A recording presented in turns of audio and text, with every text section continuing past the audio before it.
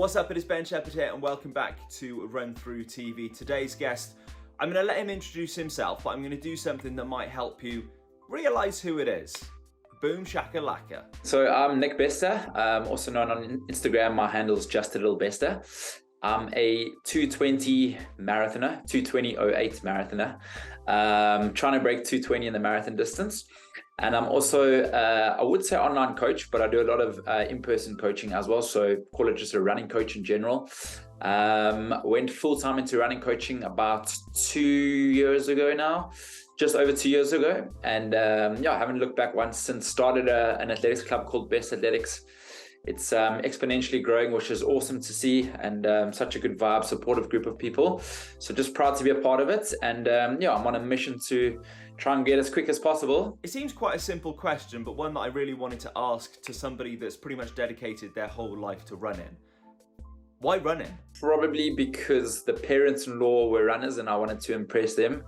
Started with that, and that's not even me joking. And I've just been trying to get faster ever since. So yeah, I've always had a sporty background, been quite competitive, and I guess running it's been for the last 9 years now. As a coach, Nick helps so many people achieve their goals, but that doesn't mean he doesn't have his own goals himself. He's still currently on the elusive journey to sub 220 after clocking 220.08 in Berlin. In the back of my mind, I knew it's an unbelievable time. Even for me, having come from a 3:17 marathon background to 2:20, knocking off almost an hour, is like incredible for me. Like it's literally almost seems surreal in many ways. But at the same time, I'd visioned, obviously I'd had a few attempts before and I'd visioned that moment, and I really truly believed, especially in the second half, I was feeling good and I was putting in a huge shift, negative splits, and I truly believed that I was under 220. So to realize that I'd come up just short in the last sort of 50 meters, that was only when I realized it. Was a bit of a shock to the system, and I'm not gonna lie by saying I was extremely disappointed. Oh guys,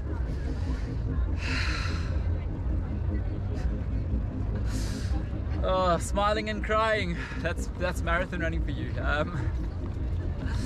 10,000 Ks and over 10,000 Ks, over 2 years of dreaming of breaking 220, and it got ripped from my heart in that final stretch when the clock just beat over.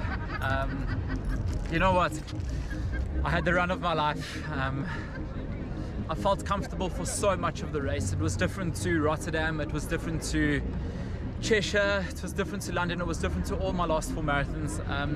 I only really started feeling the pain the last 2-3 Ks, which is exactly what marathons should be about. I was overtaking so many people in that last third. You know what, I'll break the race down properly, but I felt like I just needed one person to go with me. I was solo from 17, and I just felt it in my bones. I knew it was going to be the day. It was going to be the day until it wasn't. But at the same time, I ran 51 seconds faster than I've ever run before. We've got 9 more seconds to find. 9, come on. Is that too much to ask? You know what?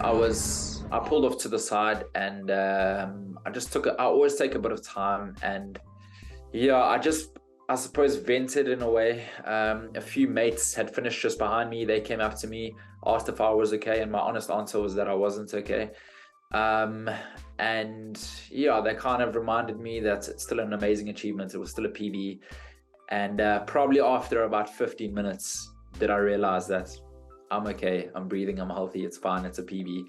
And then I've been pretty much celebrating the PB ever since then. I think some days I wake up, it still haunts me, but at the same time, it keeps me motivated, keeps me on my toes, and I can't wait to have another crack at Seville in February. I mean, you can hear it in Nick's voice. There was some obvious disappointment, but the thing is about this, wasn't the only marathon that Nick was doing. He still had marathons to run over the next 3 weeks in Cape Town, London, and Chicago. Berlin was my main goal, and I didn't really think about the others, because if I knew in the back of my mind, if I knew I was doing them, that I would maybe subconsciously hold it a little bit back. So in my mind at Berlin, I was like, this is the only one, this is the one that truly counts. If I give it my all and can't run after this for 6 weeks, it's fine. The rest was a bit of fun. But honestly, it was the most amazing thing. You know what? It was an opportunity for me to really enjoy these races. Often I go out hard and you enjoy the results, but you hurt for a lot of the race. As you know, when you're pushing, pushing hurts. It's always worth it, but it was nice to just run sort of comfortably below threshold for a lot of them, soak in the crowds. I always said I would help other people in races where I'm not actually racing, so it was so nice to be able to like consistently pace groups of runners that wouldn't normally consistently pace at that sort of pace. So that was amazing. I had the time of my life at London, literally just soaked up the crowds, and obviously Anya absolutely killed it. Chicago was very cool. It was a bit of a weird feeling because I went off at 2:20 pace for the first 10Ks, just because I thought I stood an outside chance, but reality sort of smacked me in the face. And that was fine. I pulled off to the side of the road and waited for a mate who was coming through. So that was a very strange experience because I was pulled off for about 11 minutes just supporting people. Okay. And I suppose it's not normally in my DNA and nature. I'm normally like go hard, so that was pretty strange, but it was cool in a way. And then I paced the 2:40 pack there, and then Cape Town Marathon, also try to help out a few people where I could, but the struggle got real towards the second half of Cape Town. I realized this is probably tougher than I thought. Look, I don't know what I was thinking, but it was tough. But then at the same time, the harder you work for things, the sweeter it feels. So to cross that finish line at Cape Town was just almost an emotional one for me, and it was kind of hit me by surprise, and it was good to get over that line, that's for sure. So 4 and 4 was awesome. So that was 4 marathons on the bounce over 4 weeks, starting with a 2:20.08 in Berlin. What was it like then to finish the whole thing in his home country of South Africa in Cape Town? You know what? With like 15Ks to go, I was just like, just get to this line. Come on. So I was just grinding through every K, whereas the other marathons weren't like that at all, really. And so to finally get over it, I was like, this is the end. Party season can start now. First time my mom's watched me race, which was pretty cool. So that was definitely...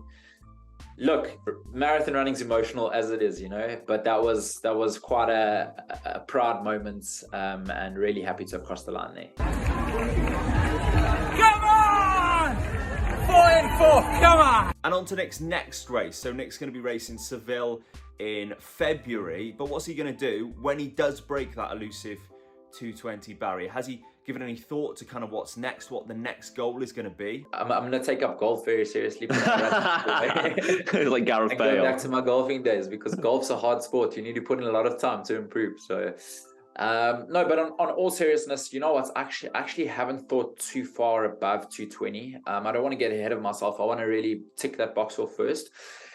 And then the margins start getting super fine, because you can't go for like journey to sub 2:20, break it, and then try and break 2:19, because like, what's the point? I'd like to knock off a full hour of my marathon time. So from 3:17 to 2:17.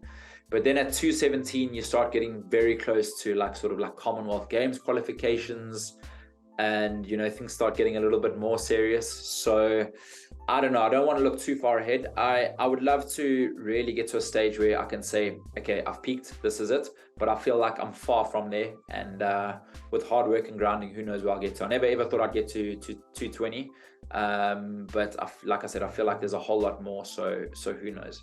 And Nick's already mentioned he went from a 3:17 marathon to where he's at now, and you could do the same thing just by unlocking your potential. So how would Nick suggest you go about doing that? If I said I'd do a 2:20 marathon, I probably would have laughed at you. Like there's no ways. That's 3:17. I was completely cooked and broken, and I was like, I don't know if I can ever go faster than this.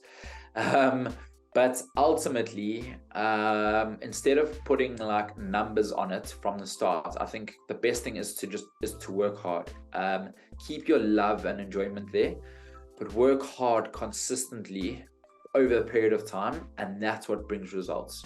So you're not just going to smash the lights out, especially in the marathon distance, with like a month of training. But once you've trained year on year, and your body gets more used to the load, the volume, you worked out a structure that works best for you. When you add all those little wins up along the way, that's when you start seeing big results. A big thank you to Nick for joining us here on RunThrough TV. The full unedited version of this conversation can be found on our channel as well, so head over there. Make sure you subscribe to RunThrough TV and subscribe to Nick's channel as well. Plus, we've got something very, very special coming very early in the new year, okay? So you're going to want to subscribe to keep an eye out on what we're going to be doing. And trust me when I say you could be royally stitching me up here. So subscribe to RunThrough TV and you'll see what we're talking about very, very soon.